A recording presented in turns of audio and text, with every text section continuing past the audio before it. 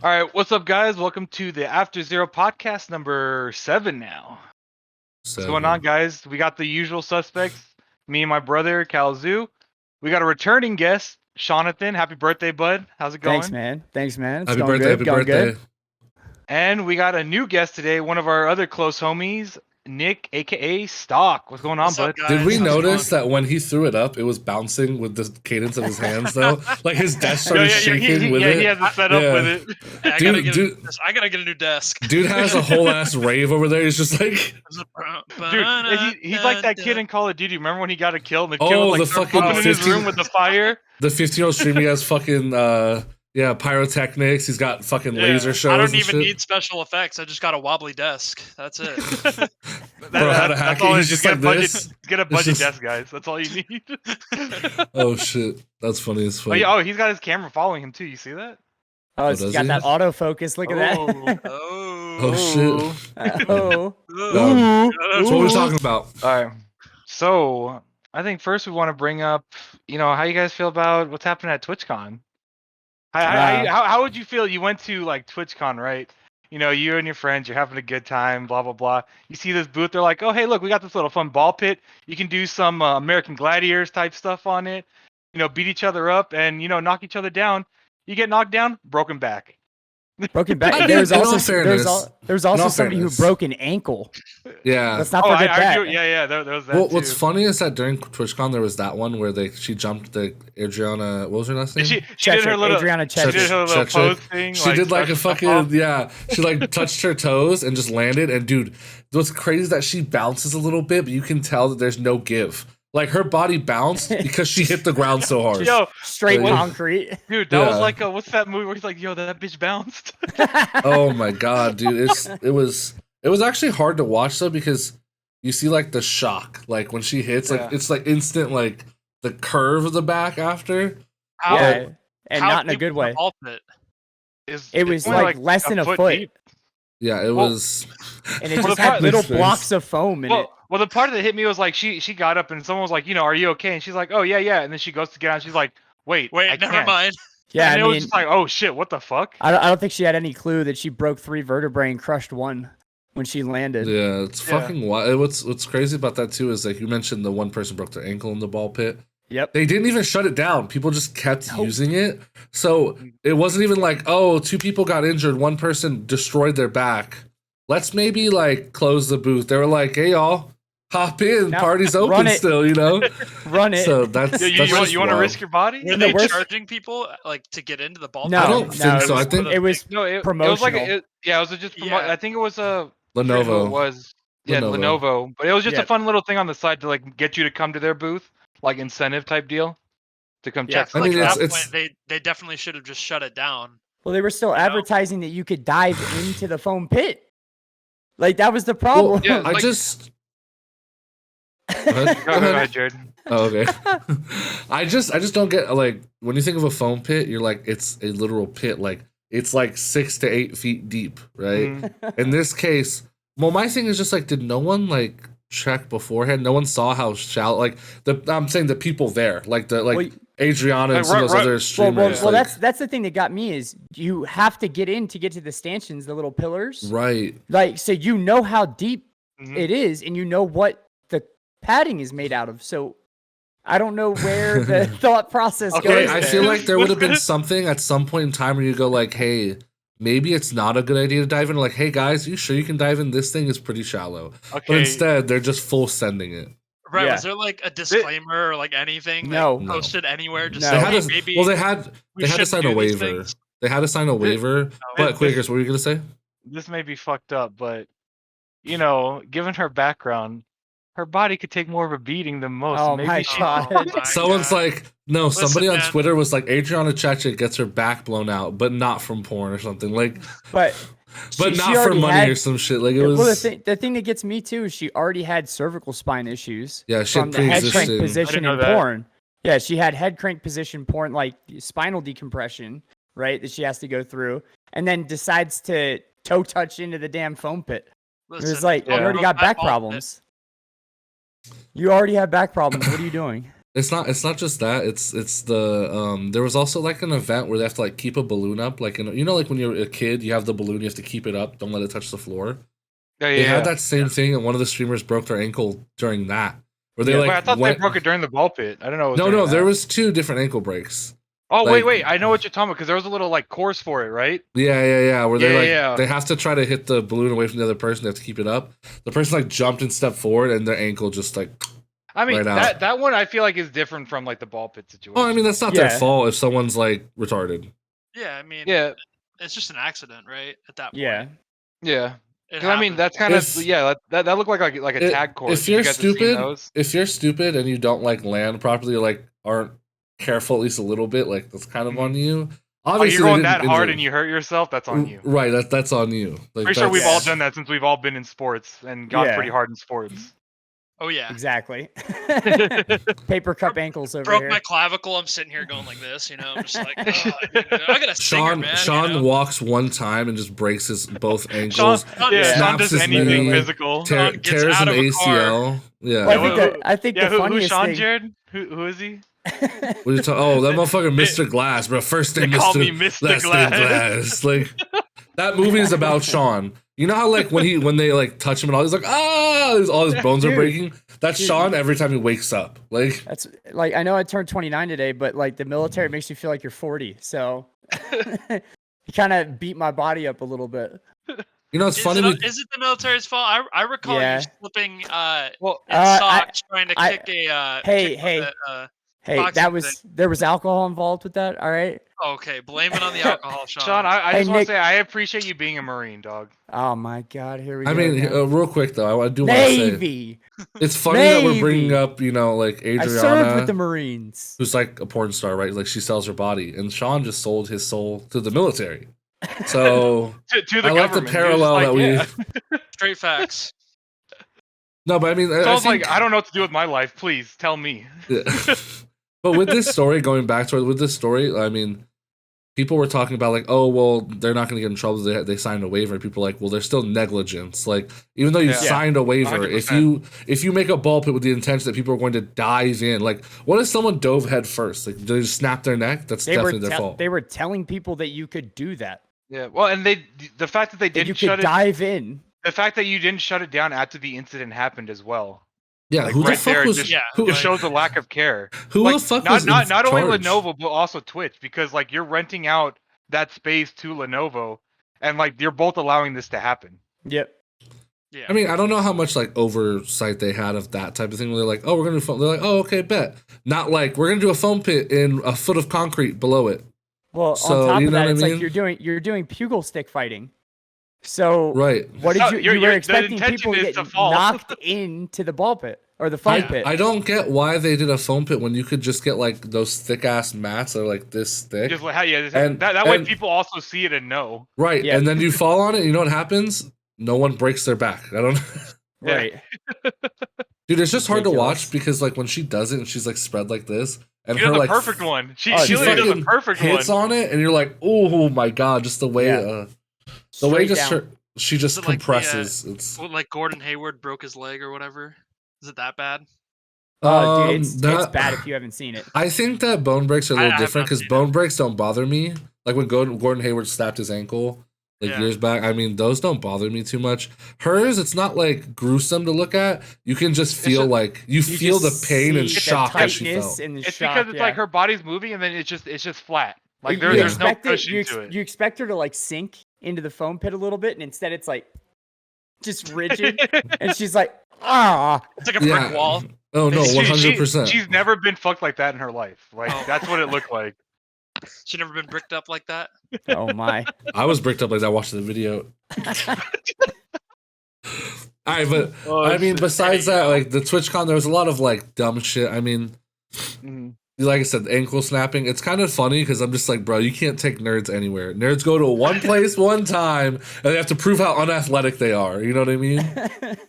Literally. Bodies just can't handle simply walking. I've been to a couple different conventions and all that. I ain't never broken a bone or anything, okay? I've done some dumb shit. Me and Keenan were playing fucking basketball at Evo. You know what I mean? Like, yeah. Wait, what? Which Evo were you guys playing basketball at?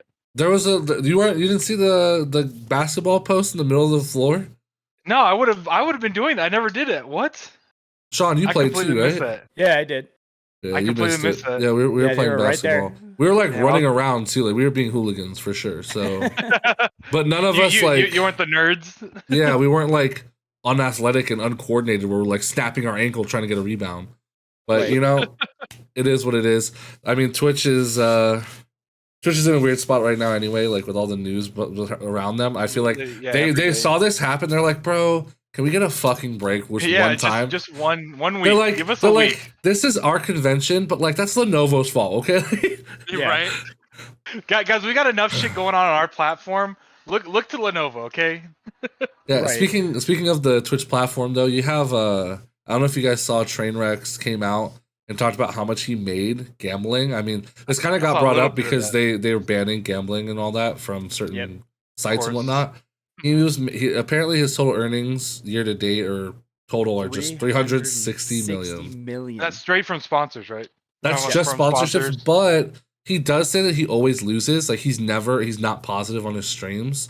But he also mentioned on Twitter like how much money he's given away and stuff like that. Life. Yeah. He said he's given 75 million or something crazy like that to people who like asked him for money in terms of like he has people who DM him. What's his Twitter so I can confirm that? I mean, what do you have to lose? Hey, Trainwrecks, can I get 20 mil? Can I get 20,000? My family. Get 20 mil. If he gave you 20 mil, that'd be mil? I mean, I don't know. That's kind of. I knew. I feel like if people were DMing me like that, I probably wouldn't do it. So. Well, I think that there's like a level of empathy because you have like too much money to do like. That 360 million is like lifetimes worth of money. Yeah, you know I completely understand that part, but I'm saying like from people like coming to you on Twitter, like as random people on Twitter coming, like it's almost like you can just get scammed easily and you don't care because you have so much money. So it just exit on to happen more. I mean, I guess it would just come down to like the type of message. But like if it's like one of you guys reaching out to me or something like that, like that's different, right? Or like somebody that I know from my past. That could be a different story. I mean, here's the thing. If I'm getting 360 mil on Twitch from gambling streams, I'm sharing it with the homies. Because what's first class if my boys can't sit? You know what I'm saying? Yeah, shout out to J. Cole. Shout out J. Cole. You know what I mean? Like, if I have 360 mil, you know I'm splitting it. You know what I mean? Yeah. Right. Like, all I'm saying is if I had 360 mil, I'm ghosting everybody, and I'm saying I got mine. Bro, I got mine. Yo, I won my 1v1. I got mine, you know.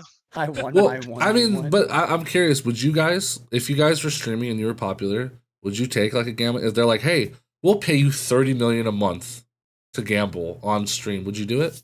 Yeah. Do you think it? Then I probably wouldn't do it to the extent that he does. Like how long he's done it. Like I'll probably do it maybe for like a week or so. I mean, I'm not really into it like that though. I think he's required a certain number of hours to stream. Yeah, that makes sense. That's like life-changing money. Like I don't think there's really a lot of things in the world I probably wouldn't do for $30 million. Yeah, for sure. Would you like suck that. a dick for $30 million?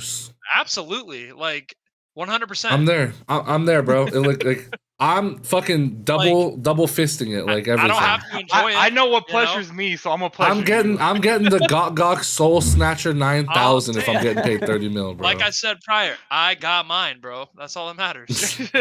Right. No, and then Nick's gonna start a channel. Well, I got this Bugatti. Bugatti. I got my Bugatti. He turns full. He's like, here's the thing: if a guy in an alleyway wants you to suck his dick for 30 million, now you have a Bugatti. And that's the key to success. Exactly. Beauty Elysium. But my thing with it though, in all reality, is like, I would totally sell it. I know there's a lot of creators who make a lot of money now, so like maybe 30 million isn't that much then, but 30 million a month, I just don't see how you hold streamers responsible. Because like one of the biggest pushes, like, well, it's immoral because kids watch it. It's like, well, is it really my fault what the kids watch? How is it immoral? I don't follow it. I'm pretty sure he has the whole Twitch advisory thing of the age restriction. Yeah. Yeah, like if you have that on there, I don't see why it's a problem, right? I think the problem is that it's the actual companies like Stake are like offshore gambling sites where it's like really sketchy. They don't require any proof for people to sign up. But I'm like, so at what point is it not my responsibility? It's the parents. Because to me, it's not my fault if some fucking 18 or some 16-year-old signs up on Stake through my link Is it my job to police him and be like, hey, make sure every user that signs up 18? That's already what they're supposed to do. That's literally exactly where I'm at, because it's like when you set up accounts before, and it's like none of us are fucking 18 years old, but we can count 18 years back and put that as our fucking birthday and get an account on like Steam from before. I had a MySpace or PlayStation. Like 10, yeah, you know, like my Facebook is like 20 years old. I'm against taking away that freedom of the internet. It's like you should like teach them discipline and the knowledge of like what to expect and look out for when you're scouring the internet. So like we've educate them on that. We've all watched the Super Bowl at some point in time in our life, right? Yeah. All of us. You guys remember the commercial where it talked about, it was the beer commercial. It was like, and twins, right? You remember that one? No, I don't. I don't remember. Yeah. Oh man, I'm dating myself. All right. Anyways, dude. So it was like, partying. It was like flashing through all these different things in the song. I think it was Budweiser or something like that, right? Yeah. And then it tops it off with two twins in like cheerleader, like pinup uniforms, right? I like Sean's hand phasing out as he's and doing it was all and twins, right? That's just advertising alcohol, partying, and sex with twins, right? Yeah, I don't. And you have the entire population of the United States watching the Super Bowl. That's what's and weird. That commercial. That's what's weird. So me. it's Well, like, they're like, well, it's bad because it's addicting. I'm like, so is alcohol, but yet there's 1,000 Budweiser commercials when I try to watch football. So is gaming. So like, so is gaming, exactly. Like yes, anything can be addictive, like that. I just it's really strange to me that a bunch of these streamers claim this like moral high ground of like, well, it's bad for kids, and it's like you talk about sex jokes on your stream, and there's kids, and you willingly know there's kids. So how is that different? Sex is addicting, porn is addicting, right? So you're bringing up topics of conversation that are addicting and are bad for kids. So how is it different than gambling? And highlight of the Western. The only difference is like Nick said, Trainwreck is like, I got mine.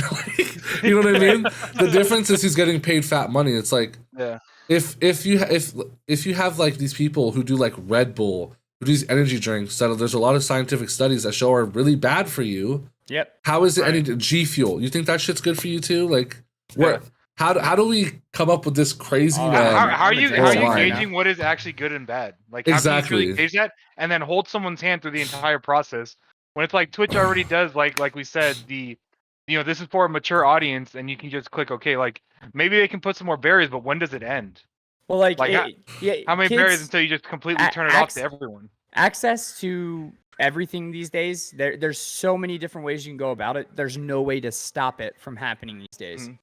You can't sit like maybe with phones with kids, right? You could sit there and get them a flip phone because they still sell those, right? Yeah. But either way, it's not like they can't go over to their friend's house, something like that, and get on the internet. Go to the public library. You're not going to be able to avoid this.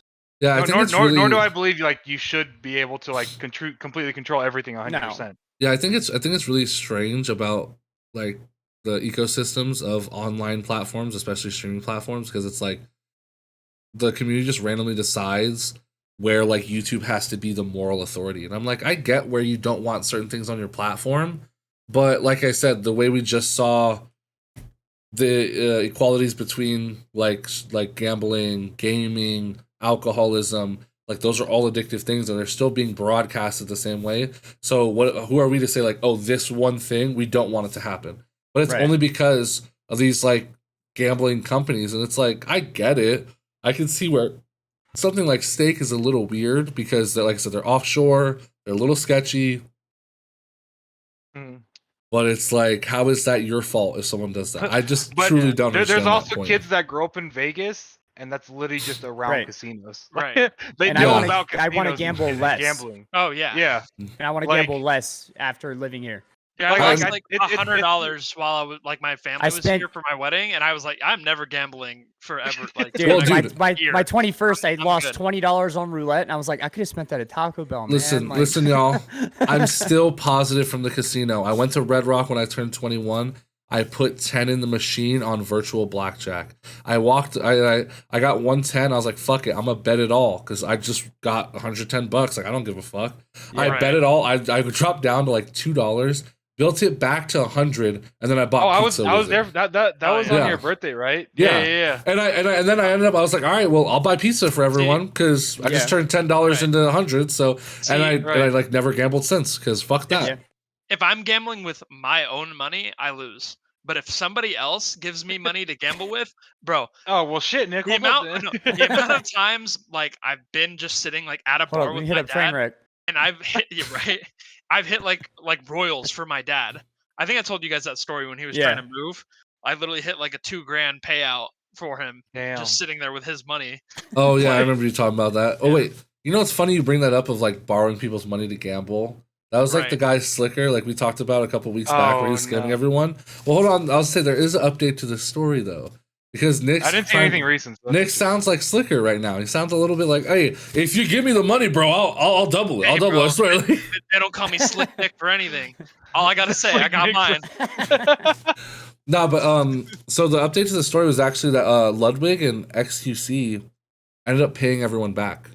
They paid back over like 280,000, I think, or something, 250,000. That's honestly dope. They just used their own money. There was no sponsorship, nothing. The two of them just combined. I mean, they're both fucking multi-millionaires. They're probably 8 figures at this point, I believe, both of them. So I mean, I hope they didn't play Slicker back. A huge chunk of no, they haven't. And I think what Ludwig said was he was going to ask Slicker to pay him back over the course of like X amount of time. Like he was like, yeah, well, I'm going to ask him to do that. Something that's realistic for him to do. Like, but ultimately they paid it back with like no expectation of getting it, just other than helping people because they have the money. Like, right, they're in a position to do so. Like that's awesome. That's something I would want to like be able to do. Yeah. You know? Good guy streamers. Good job. Yeah. And it's funny because I like always think XQC's like, I don't know, I'm not an XQC fan. I think his streams are fucking weird. He's annoying. I mean, he's the troll that lives in his room, but that's a really cool thing that he's done. But you know what? Good on him. I'll give him his kudos when he, you know. Yeah, because I mean, apparently he's like super aloof too when it comes to plans. Or like, I don't know if you guys saw that when he canceled on his one event. Yeah. And apparently he does that often. So like, I mean, to be fair, he kind of seems like that kind of individual, you know? I also just don't think like most streamers are professional. Like, do you have these people who just like came up, made a ton of money, but I don't see a lot of them being super professional. I think one of the only people who's really professional is like Ninja's team. At the end of the day, they actually handle their business like a business, right?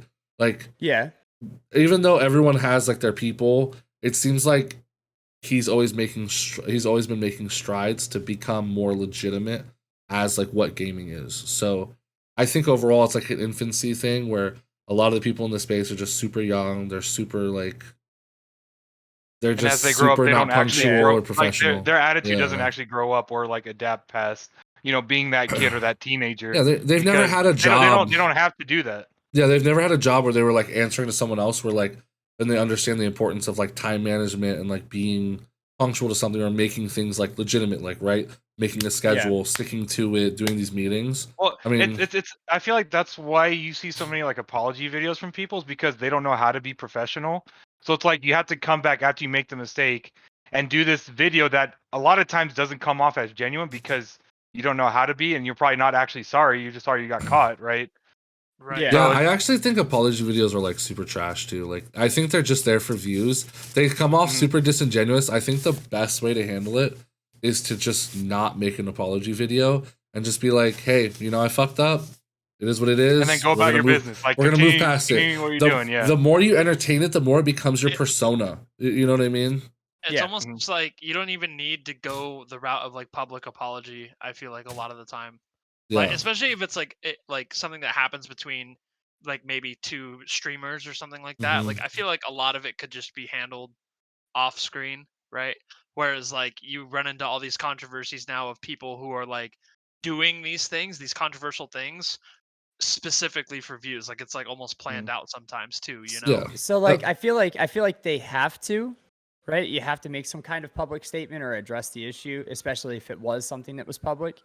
Just because if you don't, you come off worse, you know, than just being disingenuous. Like even if you make the apology video, right, and you come off as disingenuous, whatever, you still apologized.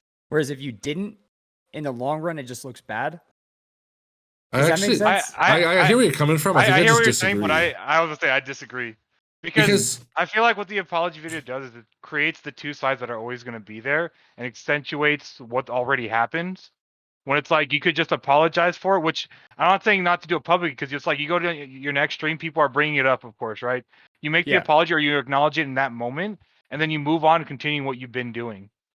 It's no different than like a good example. This is like Mizkif. There was like those sexual allegation things that happened where he was like protecting his friend who was like a sexual predator or some shit like that. I don't know the details, but when that story came out, he went on a hiatus. He said a statement on Twitter, and then, which I think is actually probably one of the best places to do it. Just, hey, here are my thoughts. This is what happened from my end. I'm sorry. This is what I'm doing to move forward. Yeah. He never made an apology video. When he came back to streaming, he's like, hey guys, my lawyers don't want me to talk about it any further, so we're not going to talk about it. And then he's just back to streaming like normal. That makes sense because he has lawyers involved, right? So it's like, I mean, but with anything like that, if you just take that stance of like, hey, we're not going to talk about it anymore, guys. I'm going to address it one time. I addressed it on Twitter. If you want to read with my thoughts, those are my thoughts. Other than that, if you guys ask about it again, you're going to get timed out. Like policing your chat and like stuff like that. A lot of these things, like I don't feel like that severe, but like when you make an apology video, it makes it that more serious. And that it means that much to you, when in reality it actually doesn't mean that much to these people. And they're just doing it to do it, and then like get on to say that they did this, which is where it being not genuine comes from. And I just think apology videos are a lose-lose at the end of the day, because they come off as disingenuous, and then it also, like Wiggers is mentioning, it just exacerbates the situation to where it like legitimizes it in a way, because I've addressed it so heavily that I've addressed it. I have now like lost twice the way I see it, right? Whereas if I just like move past it, or I address it slightly on like a social media platform to move forward, but making a whole ass apology video where I'm like, I'm sorry for my actions, I fucked up. Like you're just like, bro. And then they come on next stream like, yo, what's up, guys? Like, hey guys, it's your boy back in it. Like we got another video coming up. You're just like, okay, so this guy like is he?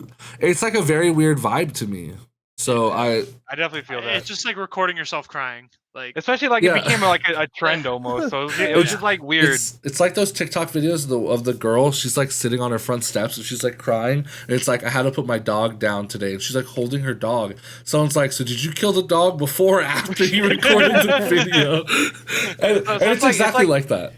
It's like apology videos probably aren't like, the idea of an apology video is not bad in and of itself, but what it's become because of like the people that do it, it's become a thing that's just like we said, disingenuous. Well, it's like a PR move from the government. Yeah, exactly. Right? It's like an apology from the government that this happened. And it just keeps happening. It's just like, do you really think the government gives hey guys, 100 civilians died. It was a training exercise. You're like, was it?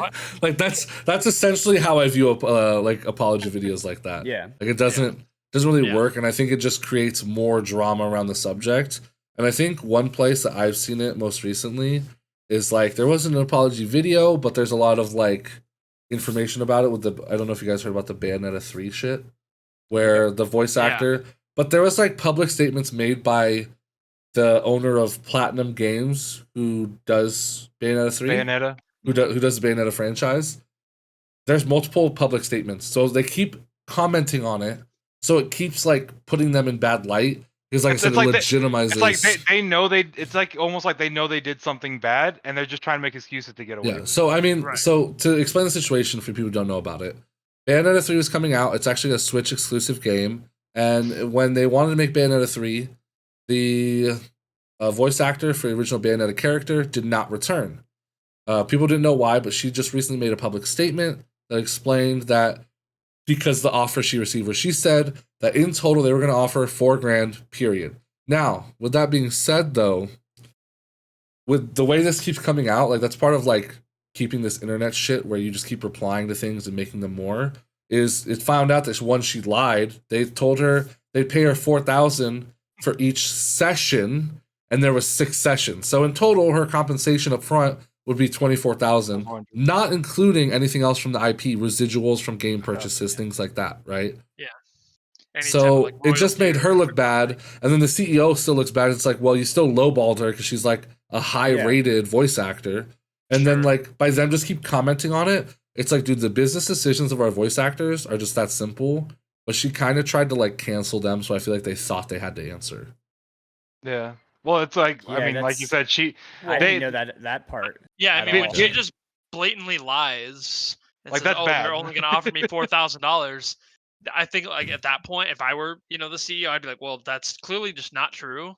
So I feel like you have to respond and kind of Do you know? on that. I See, would. I thought there was something fishy when she was talking about it. I would respond in one fashion. I would send her legal action for lying about it and like basically like slandering like or like libel at that point, right? Yeah. Like and on top of that, issue a statement.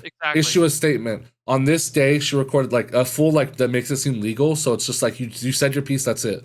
We offered her this amount and it was refused. Her statements are a complete lie and painting us in a bad light. Blah blah blah blah blah. Yeah, that's we look forward to producing the best game we possibly can with new voice actor. And we look forward to hearing all of your thoughts, and we, thank you so much for the support in Bayonetta. This sounds like it's reminiscent. It sounds reminiscent of the 100 Thieves and the Frosty situation where it's like they both did bad things, like they were both in the wrong, and it's like people just want to talk about like the lesser of two evils, essentially.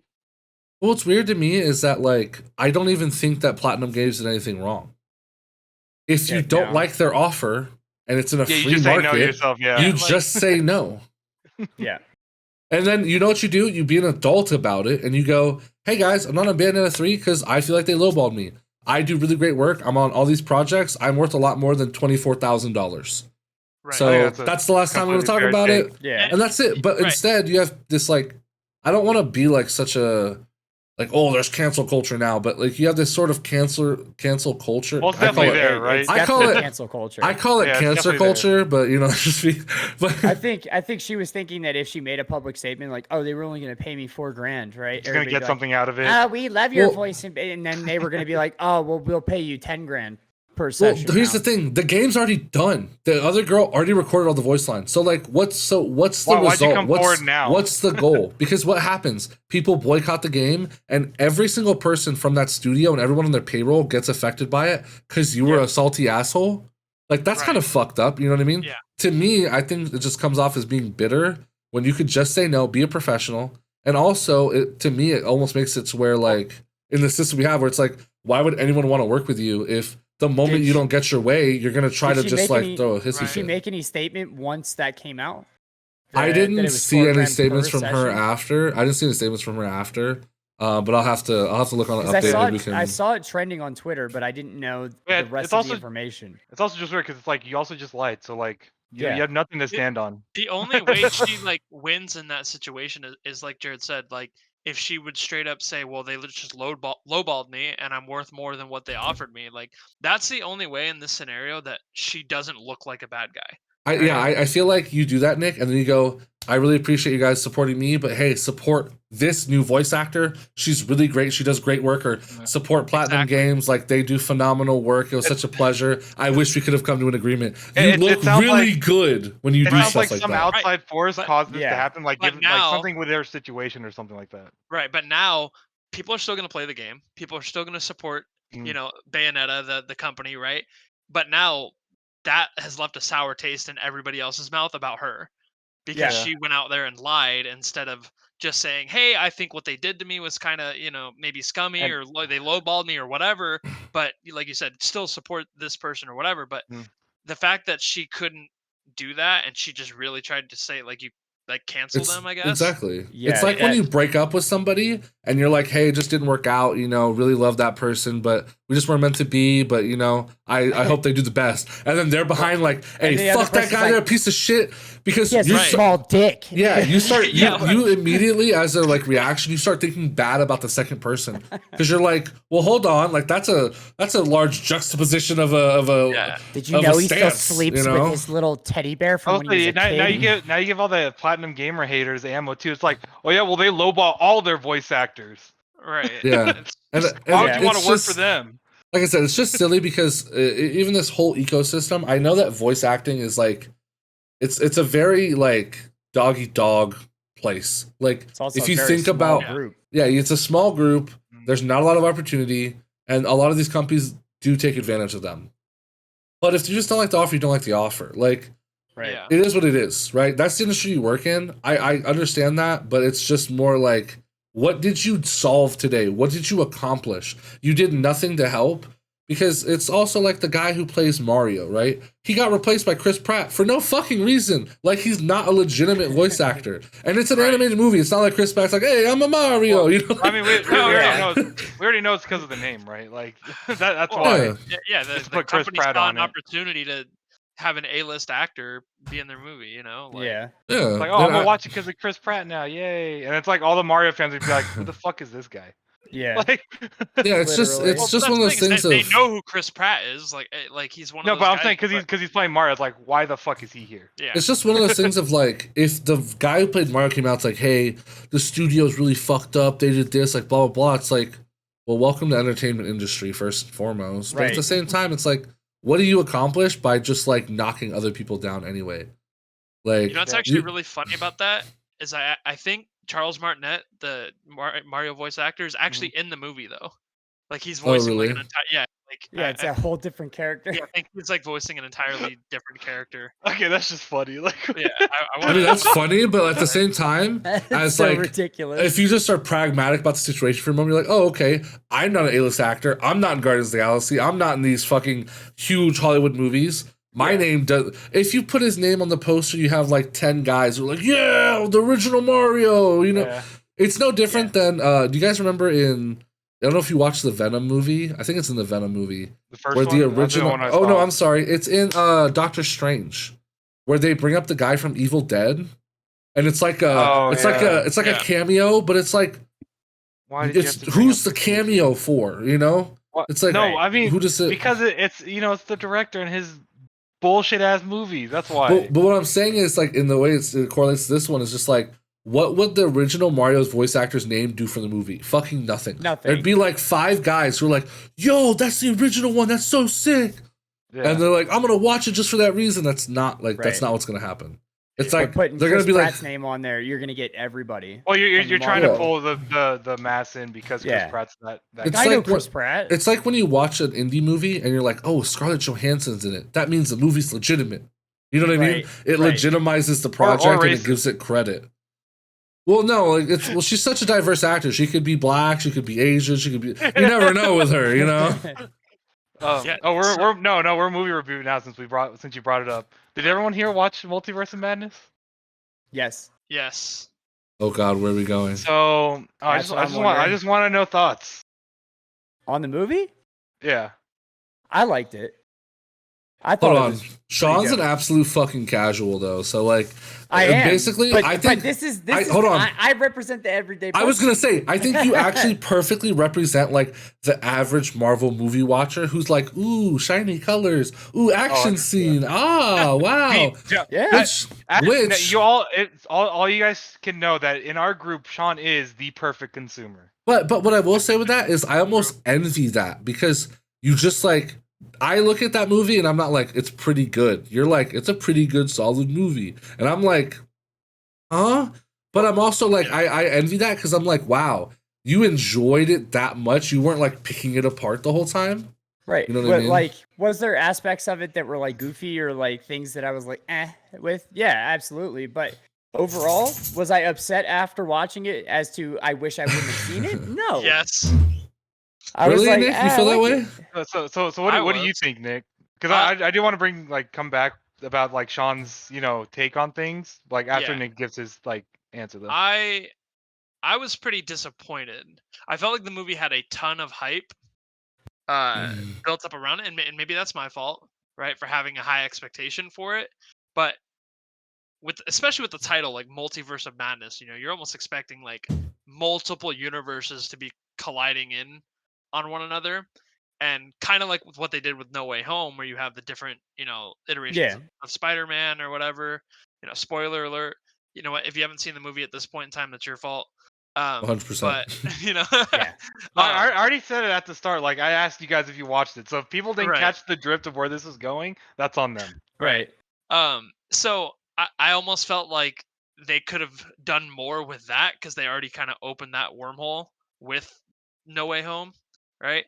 And the fact that they didn't, and they kind of went with a more of like a thriller, like they directed it like kind of like a thriller movie too. I wasn't a big fan of it personally. So okay. Yeah, I definitely feel that. So, what would you guys on a scale of 1 to 10? Where's everyone like rating it? I'll give it a 7.5. 6. It's a 5. It's a 5. Yeah, I'm with the 5. I'm like right around a 5 because it's not good. It's not like it's not great. It's not terrible. It's not good. It's not bad. It's like very in the middle for me. For me, just the directing style from Sam Raimi. Like every single Marvel movie that's come out, it's like a director diff for sure. It's every director's fault. Because like I think of Thor Love and Thunder. No, for real. I think of Thor Love and Thunder, and that's a Taiki Waititi diff for sure. Like it's 100% his fault that movie sucks dick. They have all the I fucking love that movie. So because you have fucking 3-year-old humor. You probably were laughing when the axe was like jealous of the other axe. You're like, oh, look. Yeah, I was because that shit was funny. It's not. It's fucking 3-year-old humor, bro. No, honestly, it's funny the first time. The fact that it was just like a thing they wanted to keep pushing is where I like started falling off. The problem is, can we get past it now? It's just bad storytelling because they're like, oh, hey, here's this super serious plot, but we're going to make jokes for the first half of the movie. And then when we tell you she has cancer, now we're serious. I'm like, dude, fuck you. You just established that this movie's a joke, so why should I take you seriously? It's also odd because there was no reflection of this like in any of the other Thor movies. This like never, like even like a hint of it at all was ever in another Thor movie. And it sucks too because I thought Christian Bale was phenomenal. Oh, I loved it. I thought he looked so good and everything. Loved like that aspect of that movie, and if like they just kind of took that really dark theme and made it that like the whole movie, I feel like it would have been great. So my theory, this is my theory. So with that movie, hold on, let me get. So the opening of the movie is fantastic. The scene with Gore, isn't that Gore, right? Yeah, losing Gore. his daughter. Him like starving in the desert, and all that. The interaction with the gods, fucking phenomenal, and they set the tone so serious. Like, holy shit, this guy has motive, he has will, and he's gonna fucking do it, right? So it's a very serious plot. And then the next thing they do is they bring in fucking dumb fuck fat Thor, and it's Taika Waititi narrating like, oh, Thor is the god of thunder, and like you're just like, what the fuck am I watching? Yeah. And then this is my theory, okay? This is my theory. This all stems from Ragnarok when he says, it's a friend from work. Okay? Everyone thinks this line is so fucking funny because it's from some fucking Make-A-Wish kid who was on set, which is like, cool, he added to the movie, that's sick. But the line sucks dick. It's not funny. And it like that same mentality carried into this movie so heavily that it made the movie dog shit. That's actually, I didn't know that history behind that line. Like, I think the line's fine, just from someone who didn't know about it. And I do love like comic book hero movies and stuff like that. I think the line just fits in with the movie and like the tone of it that it was doing. I didn't know that history behind it though. I think the line fits too. Like, think of it if like you were in that situation and then you're like, oh, you have to go up against this big badass gladiator or whatever, and it's like somebody that you're friends with. You're on a team.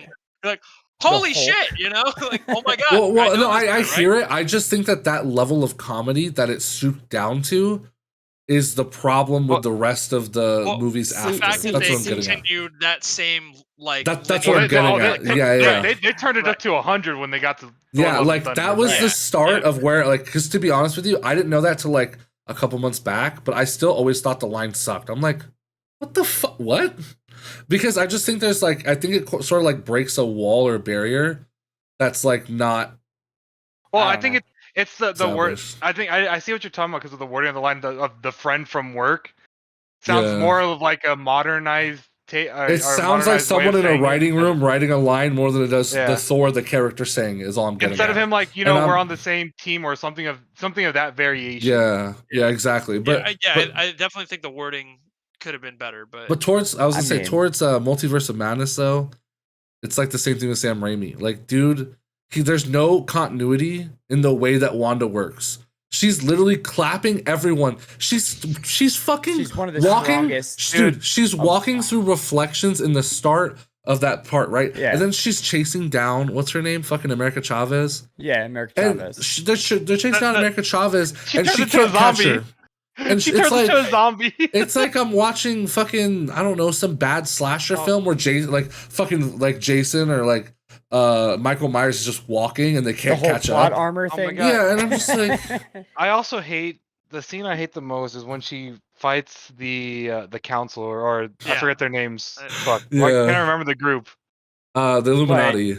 Yeah, the Illuminati. So she shreds Mr. Fantastic. Makes she sense. cuts Captain America in half, and she makes what's his name blow Black his Bolt. brain, his own Black Bolt kill. She himself, can't right? kill. She can't kill Captain And Carter. then Right. Captain. Yeah, Oh no, I'm saying no. Captain Carter, like I said, she cuts her in half with her own shield, and she kills Captain Marvel by dropping a statue on her.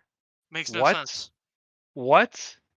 How then- does that kill Captain Marvel? But that's what I'm She saying with runs like the. through fucking spaceships like they're That's fucking what I was gonna through say. fucking spaceships in But Endgame. she dies to like a fucking marble column, like dropping on her. Right. Like it's just that the like Sam Raimi being in it, like it's really it's that's just an issue with a lot of comic book hero movies. Not it's just so this one. yeah. I think this one's just like these two we brought up in particular are like extra bad. Like they're extra bad. They for me, extenuate what we hate the most about them. So, but one of the funniest things is me and Brandon are watching Multiverse of Madness together. We're sitting next to each other, and when we're watching the scene with the Shumagora type of character with the tentacle guy, Yeah. we're at the part where like they're fighting, and I look at Brandon and go, I'm gonna throw some dirt, or I'm gonna rub some dirt in your eye. And then Doctor Strange impales his eyeball with the lamppost, and Brandon looks at me, and we both just start dying laughing. Because I was like, bro, there's no fucking way. But I think the problem with these movies overall, like, is just the tonality shifts between them. When you start the movie off and Doctor Strange and America Chavez are running through, it's like this danger, there's like this presence. And you're like, holy shit, this is serious. Like, this is like, these people are coming after her. We've established that this girl is seriously in danger and that they're going to kill anyone who gets in the way. And then the next scenes are like more joke around, like it's becoming too campy and too jokey to where it takes away from that mood. So for me, it takes me out of it. So I no longer believe in the plot and the motivations of the characters because I know that some random plot point is going to save them. Like Wanda's limping through and not using her power when she can fucking see them. Like, and she can fly. Yeah. She can literally fly. I mean, for me, I guess it's like I don't mind the tone shift in those movies. Like I can go from the highs of slapstick humor to the lows of somebody losing the person that they love type thing or making the ultimate sacrifice. So like I actually enjoy the fucking roller coaster ride that is those movies. So I mean, Multiverse of Madness was kind of one of those ones, like the first time I watched it, I fell asleep midway through. Oh, so the like, movie's not good then. The movie wasn't like super enjoyable to me where I was like glued to the TV, but Thor Love and Thunder, I just loved the character Thor, especially the way that Marvel has done portraying him where he's kind of like a stupid dumb Viking god of lightning. You know what I mean? Like I'm okay with that. But Thor's not supposed to be the stupid dumb Viking god. I mean, stop. Vikings don't have to be dumb, Sean. Stop. I mean, for me, I like the way that he's portrayed. Yeah, no. I can see where you're coming from. I do want to say, because I know Jared doesn't like her, but I like Lady Thor because she's just like a better version of Thor to me. Like she had cooler abilities, and just the way she used everything was dope. But I also did not just like the empowering the children. Hold on. I could also see myself as a kid liking that scene. Yeah, if like Thor empowered me. I don't dislike Lady Thor. Where did this come from? I thought we talked about that before. No. I don't like the plot points surrounding her. I think what would have been more fun and better as a whole and more entertaining across the board is if the movie just, turn this movie on ahead a little bit. We established that Gore's the Punisher, right? This is called plot economy. I forgot the exact word. Basically, I've established that this character does this thing. I established this because it's important later, right? So he kills these gods and then he kills Thor. We then take him out of the movies and we create a new character of Lady Thor, and the whole reason she takes up the mantle is because of that, and she watches her loved one die, so now she has this whole reason of why she's Thor, and why she's, like, the person she is, not just because she has cancer, but because she lost the one person, like, whatever, you see what I'm saying? I can see so that, now, I'm more emotionally invested in all characters involved, I have a more serious tone, you could still make the jokes of the hammer and all that, but then you stop them, because we go back to the fact that there's a guy here to kill people.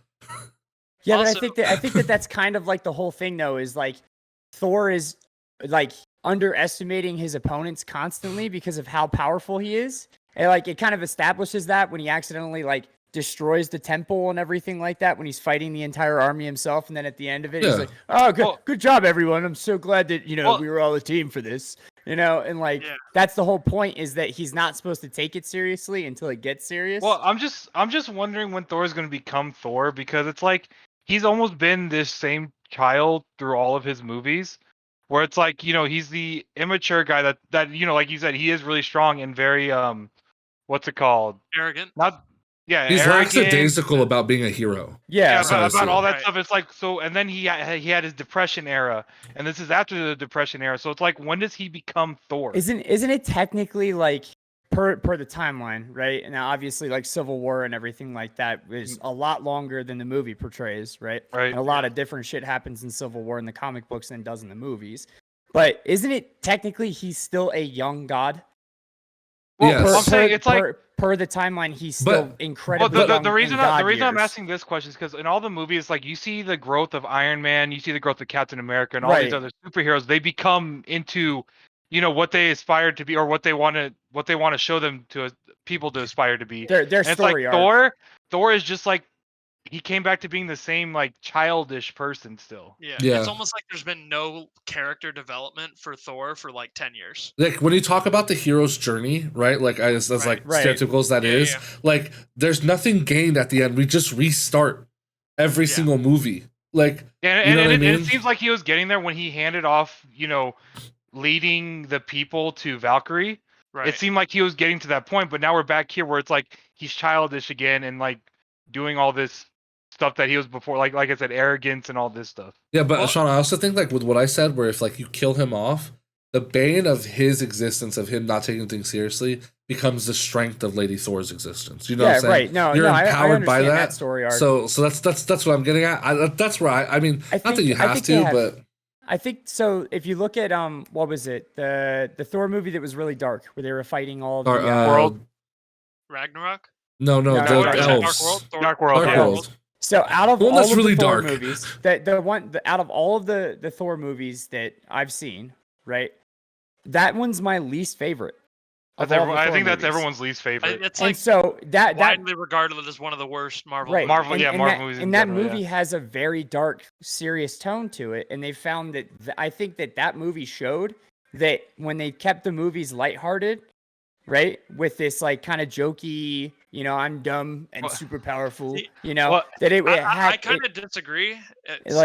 I don't know. I just feel like to the general populace, it came across different because I enjoy those movies more than the dark, serious toned one. I think the movie that did that was Guardians of the Galaxy, specifically.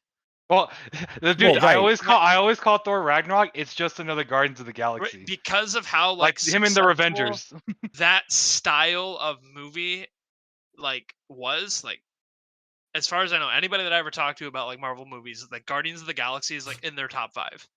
It's just a good movie. The character casting's great. Like, it's written really well.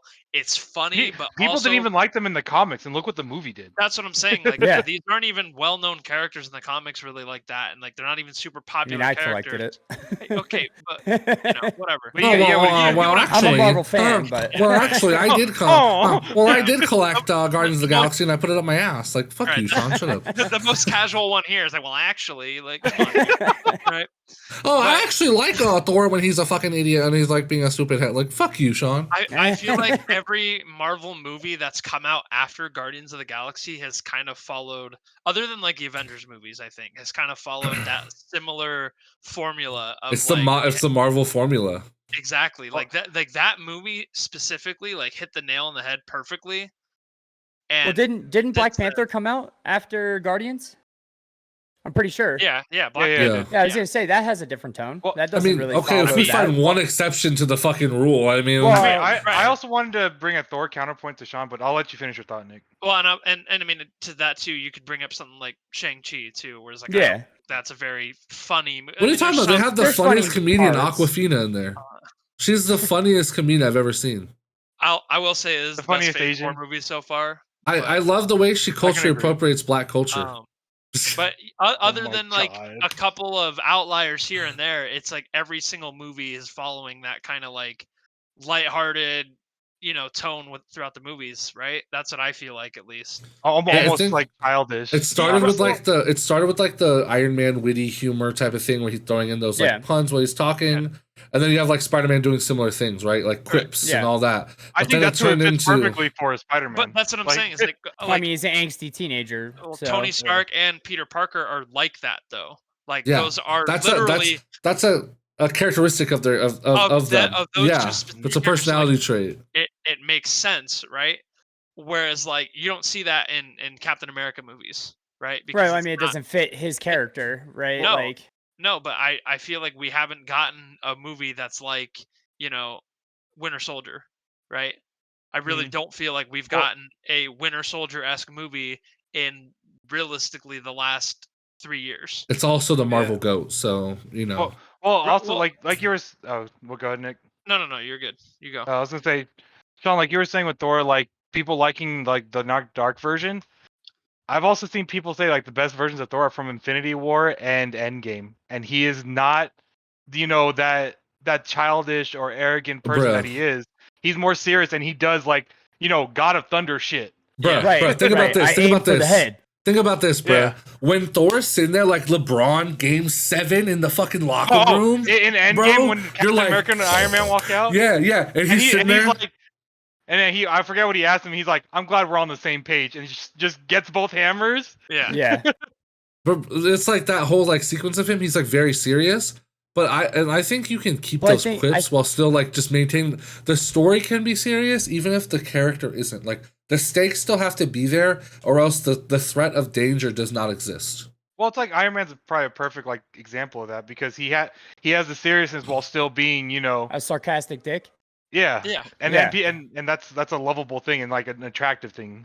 Well, if you think of it like Iron Man 2, which is like a dog shit movie, don't get me wrong. But like the whole time Iron Man's arrogant and doesn't a lot actually. What?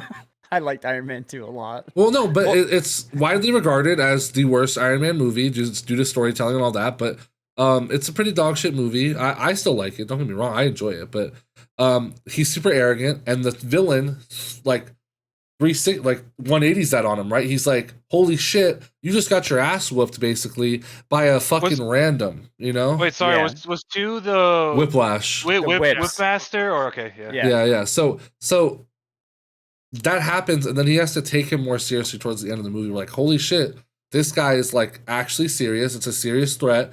I'm still making jokes about certain things, but when it comes to the villain, I'm like locked in. Which is that's all I'm really talking about. Is like the hero. If the hero doesn't take the threat of the villain seriously, then the villain's not scary. So I think that in Iron Man specifically, right? Like you have to take the threat seriously because you're human at the end of the day in a robotic suit, right? Like there is a threat of death and danger that's there, right? Now in Thor's case, right, he's completely underestimating the villain. Right, he's known as the God Killer, right? And he's like kind of playing that down as like not being that big of an issue, right? Sean, because he's the God of Thunder. For the rest of the podcast. I want you to explain. I want you to explain this whole point. So in that, think that that he's not taking the threat very seriously. Well, I mean, here's the thing, though. But this is where I'm coming in. Where like the director isn't giving us a clear message because they do take him seriously. Because the whole point of the plot is that this guy is a serious danger. That's the whole point of the plot is that they're like, hey, we need to get all the gods. Yeah, we need to get all the gods because he's a threat to us. But then when you like make him joke about it, it's like he's serious with this in the plot, but when he's here, he's not serious. He like doesn't take him seriously. But in the plot, it wants us to think that. That's where the disconnect is for me. That's what I'm saying. Yeah. I don't know. I just felt like Thor didn't feel like he needed to, so I kind of understood why. Everybody else was kind of like, "Are you sure?" And he was like, "I don't give a shit." Yeah. You know what I mean? Like, fuck the God Killer. But if he didn't give a shit, he would just like run at him full speed, never even interact with Zeus or anything like that, right? Like that's kind of what I'm getting at is where he just doesn't. I think in the back of his head, so I feel like it's that front that he puts on, right? Of like, I'm the God of Thunder. I'm scared of nothing, right? I think it's not a front more than it's just bad writing. But yeah, continue. Like, but in the back of his mind, he's like, fuck, this could be a serious thing. Going back to like Thor coming basically full circle, right? You see in Ragnarok and then like Infinity War, right? How like you get almost that really serious badass Thor that is Right, where he just, plunges the axe into his Game fucking 7 arm. LeBron Thor. like Yeah. taking names left and right, fucking everybody up, right? Yeah, Throwing fucking Stormbreaker everyone. around, The and bring spinning me around, Thanos cutting everything motherfucker. up. Like If they had just kept that character development for Thor and like just, you know, basically shot it upward, right? And kept that same tone going into this movie, I think it'd have been much fun. It's so like- do you think the death of Jane Foster at the end of the movie would have the same effect? Because the whole thing was like, you know, you have this lighthearted tone at times, right? And like when the kids, you know, end up getting powers from the both of them, right? And start attacking and shit. And then she finally dies in a sacrifice, right? Like it takes that happy, like, we're fucking shit up tone, right? Like the kids are going to fuck you up tone, right? And then it's that dramatic drop of shit, she's going to die now. Okay, right? but here's the thing too, like, whereas if it's just serious the whole fucking time and then a serious event happens, it doesn't have that same effect. But this is why I think the best iteration of him is like in Infinity War, because you still get those interactions he has with like Peter Quill that are fucking funny. Like I actually like those, like they're lighthearted. They're not super serious. Like they're joking, like, "Oh, well, I'm a man," you know, like you're not a man. Yeah, they're like on the spaceship ones, right? Like, yeah, that I still this is think my ship. Right, exactly. Like I still think that is good and funny and should be a part of his character too. But even when it's like that, he's still like sounds like Thor. Yeah, You know so what I mean? I think what it is that it's not so much that you need a dramatic shift in tone. Tone, I think, matters more when there's a crescendo. Like when you build to that moment, and then how does the character change after that, right? Like that's where I see it. Whereas if he's serious, then it's like, holy shit, like he takes like his job being a protector of people very seriously. Where in the movie he doesn't. He like watches all these random dudes get clapped for no reason, destroys this palace, and it's like a joke to him. Whereas like if it's more serious and he's at, like I said, Game 7 LeBron Thor, that's just my best like way to describe it. I feel like that and the movie, crescendos, and then he changes to where he's like the caregiver for like, you know. Yeah, so I mean that's kind of like the whole recklessness and kind of going in by himself and just kind of like, you know, right at the start, right? And then as it goes, like he was undertaking everything and wasn't really worried, right? And then he goes and fights Zeus and shit like that. That shit was funny, right? It's meant to be a joke. The rest of the gods don't care either, right? Yeah. But he's trying to stress to them how important this is. Yeah. And then it gets to the end where everything happens, and then he takes over kind of like being a dad now, right? So he's like super dad bod Thor, you know. I think it's funny because the further Sean talks, the more I feel confirmed in my position, you know? Like every time he brings up new points, I'm like, that's exactly why I should be what I said. Like, but I am curious because I don't want to like go too much harder on this. I think we all said our points, but well, I was about to say I wanted to bring it back around to something else. I was gonna say, are you guys excited about any other movies? Because there's like, I'm super excited about Black Panther 2. Yes, I think that it's gonna be interesting to see what they do, because to me, this is kind of like a straw for the community, because like as a whole, they're losing people on a lot of these movies. Like for the most part, the general consensus is that these movies aren't that good. Besides Spider-Man, like everyone for the most part like does not enjoy these like they used to, and there's not like something to bring people to like be excited about. So I'm curious to see what Black Panther 2 does to try to do that. And I also think that Shuri's Black Panther based off all the leaks that we've seen. Yeah. I feel like that's kind of the route you need to go. I'm not sure who else you can pass it to. Oh yeah. Like it just given how Black Panther went, and also like Infinity War and all that, like nobody else really makes sense. Even like M'Baku, like he's not a character to be that person. He has no interest in that. There was like a lot of theories about them using like the Soul Stone to bring back M'Jaku, or what's his name? The Michael one B. Jordan. Yeah. Killmonger. Yeah. There's like a theory about that. I was like, that would actually be super interesting to see how they do that. Like they bring him back with a Soul Stone, so his soul's like more pure or whatever, is basically like what the theory was.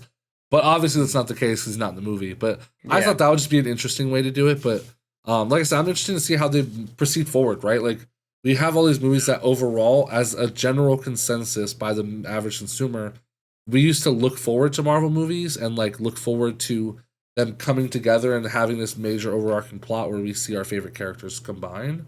And right now, there's not that. It's just a bunch of like Disney Plus shows that are mediocre at best. Besides Loki, I think to be fair to that, though, is like the ones that they came out with first are the most popular. So I think you were going to see that decline anyways, even if the movies were amazing, because it's like the characters coming up. Like if you look at the cast, like the Thunderbolts, which aren't even the original Thunderbolts, but the ones that they're portraying as to be the Marvel Universe Thunderbolts. They're not. They're like the Guardians of the Galaxy. People they don't really care. Like no one really cared about or anything. Because like me personally, I don't really care too much. I'll see it because it's a Marvel and I love superhero movies, right? And the Marvel movies like, overall production value is great. So yeah, and I just like seeing superhero shit. Like that's the shit I'm about. Because like I said, I'm a Captain America guy, so like I already saw my guy. You know what I mean? Yeah. But I mean, I'm interested to see his story going forward because I became a fan of Falcon in the movie, so with him taking up the mantle, I haven't watched the show, but I'm interested to see like how he takes on the role. Yeah, I mean, I have no problem with him taking on the role either. I think it makes sense. Yeah, I mean, makes sense. In the comic books, it was pretty cool. What happens post, but the thing is that what people don't realize is that they're not following the comic books like that. Oh, right. Oh yeah. Because in Civil War, Captain America would have been dead to a sniper bullet. Like on the courthouse stairs. I mean, to be fair, his dick wouldn't be shoved in Bucky's ass 24/7 too. Right, that either. So bro's always about Bucky. If they take some of the stuff from the comic books, it'll be a pretty cool like mantle shift. I think good. It was pretty dope. That's all I'm saying. It was pretty dope in the comic books. Well, yeah. I mean, I think majority of us know about the. I think majority of us know about the Captain America storyline from Civil War, so I agree with you. It's just that those storylines are impossible because there's not hundreds of characters for them to have on payroll, right? So I think they've done a good job. I can never hold Civil War and like the Infinity Stone, like the Marvel movies, like up there because there's so much out of them, like as far as characters and all that they could have. I'm fine you making 10 movies about it because honestly, I think it would be worth it. Right. But I just want to see them. I just want to see them do an X-Men movie that like does justice to the X-Men. That's actually what I want to see. Because I just want to see I want to see like a good Bobby Drake. I want to see a good Cyclops. I want to see a good Havoc. Like that's all I want to see. Speaking of that, Deadpool 3 guys with Wolverine coming back. Can't wait. Hugh Jackman coming back. I'm actually super excited for that because Hugh Jackman as Wolverine. He's just so fucking good. I don't know if you've ever seen like he can't separate himself from the character anymore. Hugh Jackman is Wolverine. It's honestly like it's funny because I thought that for the longest time about Sir Patrick Stewart as Charles Xavier. I'm like, he's so good. But then when James McAvoy did it as a younger, I was like, fuck, he's really. And then Magneto, you're like, fuck. Even though I'm not a fan of like those movies, I thought those casts were fucking amazing. The cast was so good, especially Jennifer Lawrence's Mystique. Right, that's the best cast in the whole movie. It's so good. Right. Anyways, the character so much. Moving on. No, but I do want to see like them proceed forward to like a good X-Men movie because I feel like those characters deserve good movies where like the Marvel treatment and there's like because they're good characters. I don't think I know who your favorite like Marvel character is, Nick. My favorite. Do you have one or like? It's up between like Spider-Man and Thor. Hey, I gotta tell you Nick's worst take on Marvel movies. This motherfucker said he doesn't, or Marvel characters. This motherfucker said he doesn't like Captain America because he's too vanilla. And I'm like, you don't know the character. Nope, stop. That means you don't know the character. Like, listen, I'm just mad. He's a white guy from New York, born in the 20s. Oh and he my comes out god, of the not racist, bro. I don't know. It doesn't make any sense. Yo, he woke up and just accepted Nick Fury. I don't know. He was like, back in my time, the leader of S.H.I.E.L.D. was different. Yeah, exactly. But in all fairness, though, Nick, he did accept Peggy as a woman leader, which was not known in the 20s. So he's already ahead of his time. See? Oh, that is true. That is true. God. It's because he wanted to play. I mean, maybe it was pussy whipped, but all I'm saying is obviously he's a little more progressive than you might believe. And if the serum enhances his progressiveness, he's probably like the perfect SJW. He probably already believed in trans rights before they were a thing. He doesn't even know it, but he believes in it. Obviously, bro, he transitioned from a puny ass motherfucker to super soldier, bro. I identify as being fucking yoked and just like no, I identify as a fucking Chad now. I identify as a fucking unit. What's up, Peggy? You want to go, girl? Damn. I mean, okay. What are you doing later? To that point, though, Jared, I mean, I'll be honest, like, we make fun of Sean for being like a casual, right? I'm not like super engrossed in the comics. Like I know a little bit about them, but I didn't read a ton of them growing up or anything like that. So like I don't know a lot of like the other stories that happen apart from like the shows or even the old like Marvel movies before the MCU and all that kind of stuff. Like I watched all Yeah. those, but like my understanding of Captain America really just is like the MCU for the most part. So Yeah, it's like surface level shit. yeah, I get what you mean. I mean, and also to be clear, like Sean's just a casual consumer, where like the right. little Yeah. things satisfy him tremendously. Like So- I only have to give him one Yeah. treat. I don't have to give him a bone. You know what I mean? I do want to use that as like a Right. hook point to go back to gaming now because it's funny that we're bringing that up again because we were playing Overwatch. I think it was yesterday when TJ joined the call, and he was asking us about Dragonlance. For those who don't know, that's WoW's next expansion that we're It's all excited to get Dragonflight, back but in. yeah. Oh, Right. Dragonflight, yeah. Dragonflight. Dragonlance was TFT, We're right? I headed think to that's what it was. the Right. Dragonlands or whatever. Yeah. Yeah. So I wanted to bring that up because it's like TJ asked us how we felt about it and whatnot, right? And I gave my typical point of view of like I'm gonna give it a try and I'm decently excited about it. And Sean was like, I'm really excited about it. I can't wait to play the Evoker and shit. And we're like, of course, Sean, because it's something new. Right. And it's like we were talking about it and we were like, it's interesting because I asked Sean, why do you always like things that are new? And Sean said, It's just something different to explore, something new to experience. It's not something where like It's why I'm Sean was a gonna be man upset whore about for it. so long. He's like, why do I want this same piece of ass? I want new piece of ass. And then he grew That up. is So so one not day, true. one day, as a consumer, he'll grow up where he's like, you know what? Maybe I don't need that new game. I want my old game back. I didn't see this conversation go in this direction at all. Honestly, either. I was just making a joke. But I was like, I was in committed relationships the majority of the time. Sean also said the what's it called? The quote of like, life's too short to like just not enjoy the Right, to shit. just not be happy. Like Well, there's yeah. gonna be shit that I don't like, right? Like there's gonna be things in games that I don't like that are gonna frustrate me. But if 90% of the product is making me happy, I'm not gonna let that 10% be the point of like where all of my thoughts and effort go. Sean, You know what I mean? we've all been in a match, I mid-match think- with you, playing a game. Oh, that is fuck that bullshit hitbox, all right? I'm going to say that shit all day.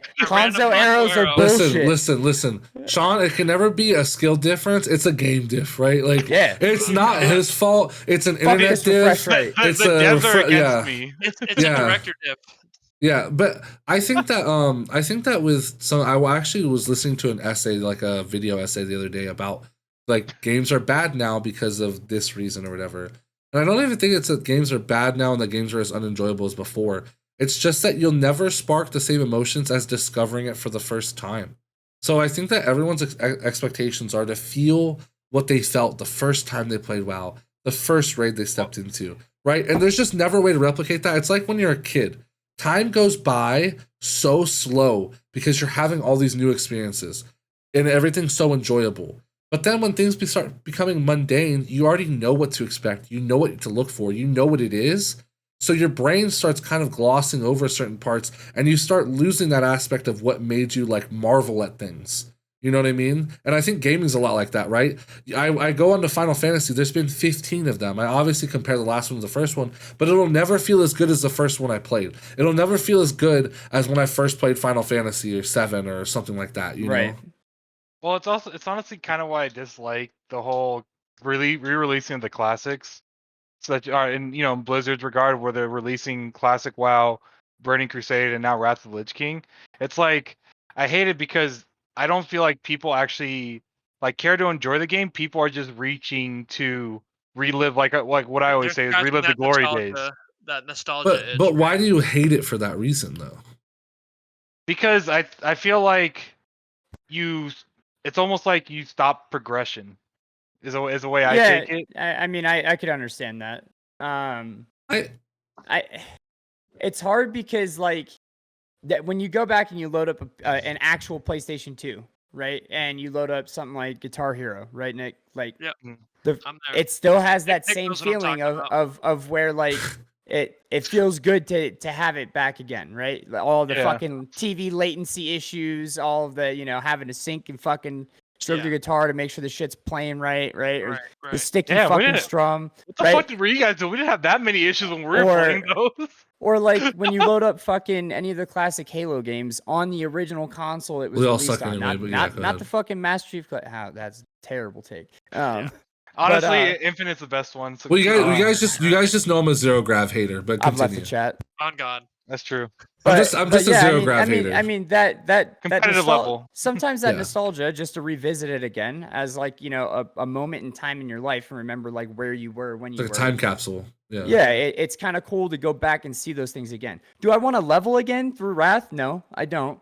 But it was my favorite time in the game. But that's what's crazy is that like so I just don't, I think it's weird to say you hate something. Like for me, I think Classic's really cool because it allows people to discover something they didn't get to discover before. I have a lot of friends who play it who are like, well, I didn't get to play BC, I didn't get to play WoW, Wrath of the Lich King. And for them, it's just a new experience and a new expansion. Now, mind you, a lot of these systems are solved, but that's what they're already used to with WoW anyway. I should say that's fair. Like for new players, it is definitely a new experience, and I've even told people if you haven't experienced, then yes, go experience it. Right, or like certain, like a lot of the people that are going back to it is like they're what's it called? They're not on the level they were at that time, so they go back to this solved game. And they're trying to play it as if it's not solved. So I guess I just don't get why you hate the whole thing because of that reason. Maybe hating is the proper, because I don't truly hate it. I'm not a fan of it. Yeah, it's not for you. For me, that's right. Let me ask you this, Chris. Would you be more of a fan of it if they took it like with like an old school RuneScape approach, where they re-released the game at its state back like in RuneScape's time they released it as if it were 2007, but then they just continue to develop it in a completely different direction than what they did with like RuneScape. I feel like that would actually make more sense because at that point it actually becomes like a new game, right? Like that, and that's why I continue to play it. Like it's totally different than what the first progression of the game. But didn't RuneScape die at one point? Like for the most part, like they stopped developing further, and then they brought back old school RuneScape because they went on to other projects. Is what I'm saying. Then they brought back original RuneScape, and then that's when they started developing it more. No, they continued. They had two separate renditions of the game. They still have two separate renditions of the game. I just think that it doesn't make sense for WoW in this case. I also think it's because like. I feel like this is so I support like having mods and shit like that, and when a community takes matters into their own hands and like creates a game that people love, and even if it's a cult following, everyone's into it. The part that I hate about this too is like WoW fights back against all these private servers and stuff that people make, you know, for people to enjoy. And like they were so against people doing that, and then they come back and they release these classic servers now. Well, hold on. I think you have a personal stake to say, I don't want you profiting off my own IP in my game that we put years of work into. Okay, I think that's completely get fair. that. Then why do you support add-ons? It's quality of life things though. For add-ons. There are other the game for you. There are other issues with private servers too, where like the people that are running the servers, depending. I'm not talking about the most popular ones, but these are random people. So. Where you have people that are getting fucked up, were bullied or losing their accounts, or people are hacking the fucking private server and ruining the experience there. So like they don't want that associated with their IP. Of like that's what people associate with WoW, right? Like maybe you didn't want to pay the subscription, but you wanted to try it out on a private server first, and then all of a sudden you get on there, you're dealing with a bunch of toxicity or bullshit or whatever, right? This funky, buggy mess. And then they're like, oh, well, fuck that. I'm never going to pay for retail. Wow, this game sucks. Obviously, the community is the same as like the idea. But I think the add-ons thing isn't like congruent in that way, because add-ons allows you to enjoy the game and enjoy like the UI or interface. Customize your experience. In a way to where you enjoy it. Like, now, obviously, certain things are questionable, and like knowing what abilities someone's casted and shit like that for like arenas. I get where you're coming from with that. But on the same token, that's been widely accepted because it's been accepted in raid content. Deadly boss mods has been integral with raid content for the longest time. Around that now. So and it's what the community likes at the same time. I think it's also catering to what the community enjoys. Yeah. See, for me, with the privates or the classic servers, right? I got to thinking about it. when Wrath of the Lich King came out, right, I took my time leveling through Northrend because I had a really low-end PC I was playing on. So I wasn't around when TOC opened.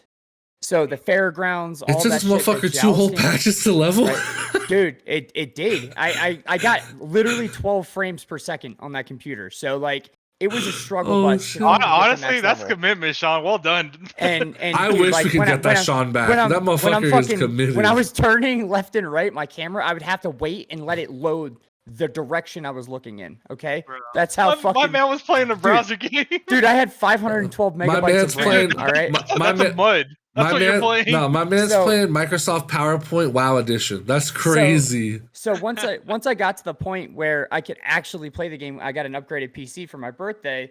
That was when I could actually enjoy WoW, but it was past when TOC opened. So when I was doing the content going through TOC, it was dead.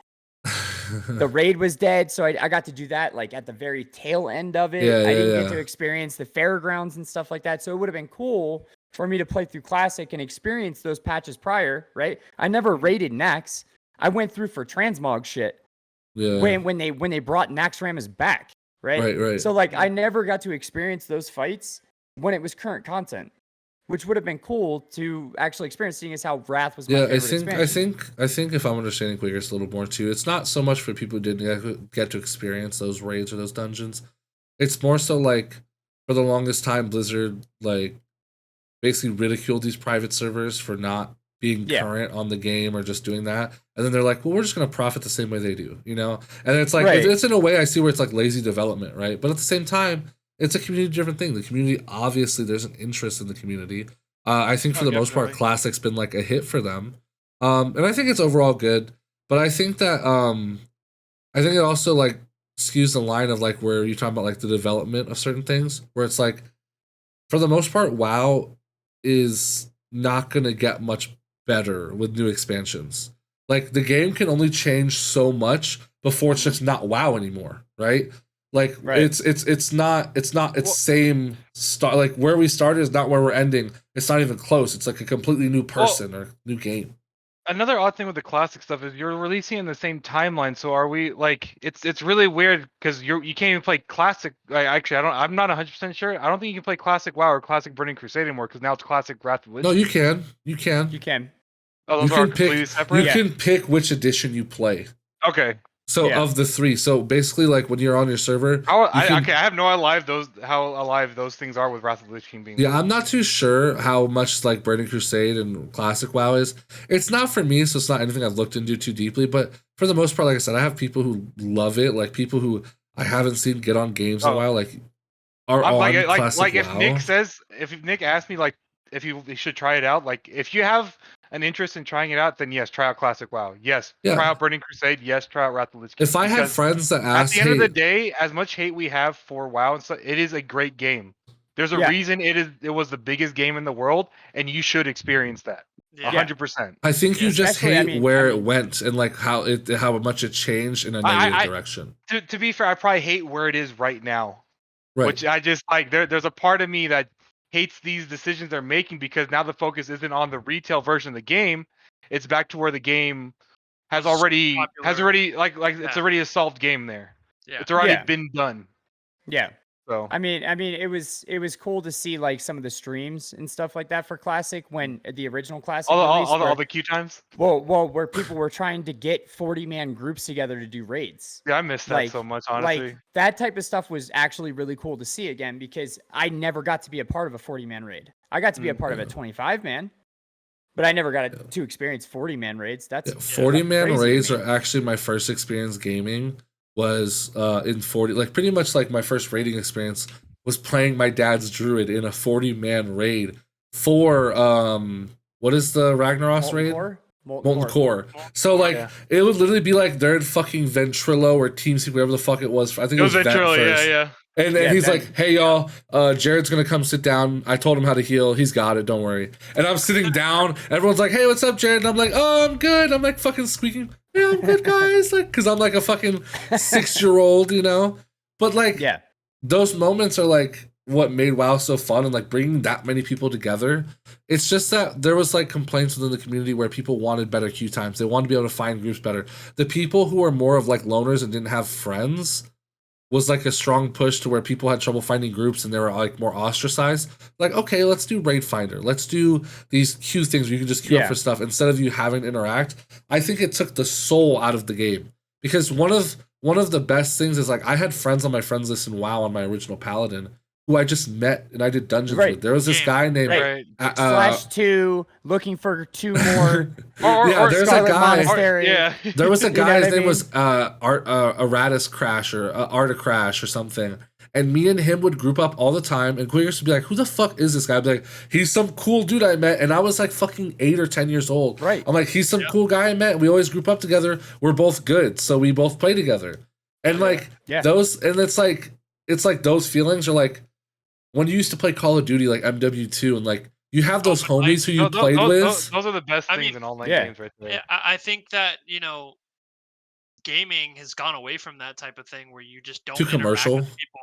Yeah, like you don't interact with the people you're playing with, and the only thing you ever say to anybody is "GG kid, you fucking suck." Like, well, I mean, that I was just about to say, it's like the toxicity in video gaming that has drawn those social factors back because the developers don't want that toxicity.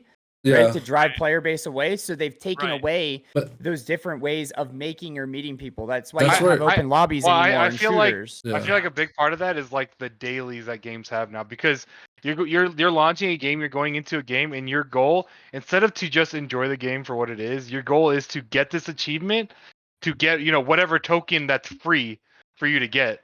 Well, right? I think that with some of it, like with the way it's developed, and it's like the community. Like I said, it took the soul out of WoW. They took the soul out of the game.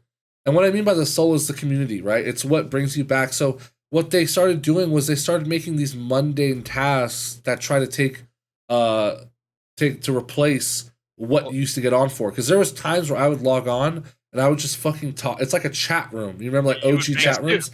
You would just talk to people and like bullshit. Yeah. You're literally running circles. You're pacing back and forth in game, just talking to people. Dude, I was one of those dumbasses in the Barrens that was in trade chat telling Chuck Norris jokes. Like I was one of those dudes. You know what I mean? Like I was just talking in trade chat or talking shit to people and trying to gank people and shit. I got my first gambling. I got my first gambling addiction from WoW. I was on the auction house on my rogue like a fucking fiend, bro. Dude. I never was an auction house guy. I remember loading up Jared. Jared got level 40 and didn't have money for his mount. And I was like, Jared, get out of the fucking auction house. Like, because Jared would like see items on the auction house and be like, dude, look at this item. And I'm because I just thought they were cool. But here's the thing is that I got so much joy out of that, and then I actually turned into being really good at the auction house. Where like I learned early working the auction to where house. Like every guild we've been in now, if I just want to get money, I can just pull money out of my ass because I like understand the auction house now. But I was like buying dumb shit, I was just a guy that was just buying the lowest thing there of a certain item that was popular and then reposting it for way more. I was just that guy. That's the only thing I was fucking doing. You buy it for 2 gold, post it for 2,000. Yeah, exactly. I was that guy. Or I'd buy it. I'd see there was 3 stacks of something. I would just buy all 3 stacks and repost it for a this motherfucker amount. Thought he was on HGTV, flipping or listed. I was just fucking flipping shit constantly. About like developers taking the soul out of the game, I think that's a good place to leave off so we can talk about it next week's episode. I think it's a good time to start now. We're like an hour and 30 minutes deep. So. I was saying, I don't even know. That felt like we went on for a while because we talked about the movies for a while. Yeah. We were just in a good spot, so I'm like, let's just leave it. Like we're good. Yeah. But we thank you all for watching. I'll post some of Nick's socials in the bottom. He's a pretty good Halo player, but he's washed as fuck because Halo sucks. No, you're gonna catch us all on Overwatch 2 now. But you can all catch us on Overwatch 2. If you have anything you want to talk about or some games you think where there is a large change of like taking community out of games, leave a comment below. Drop a follow on any of the links, all that. Watch some top 500 trying to bring all these boys into it. But anyway, we'll see y'all next week for episode 8. I don't know. We may bring Nick back on. I don't know. We'll see what happens. Depends on where it goes. But we'll see y'all next week. And thank you for watching. Appreciate you guys. Peace out. Have a good night. Peace.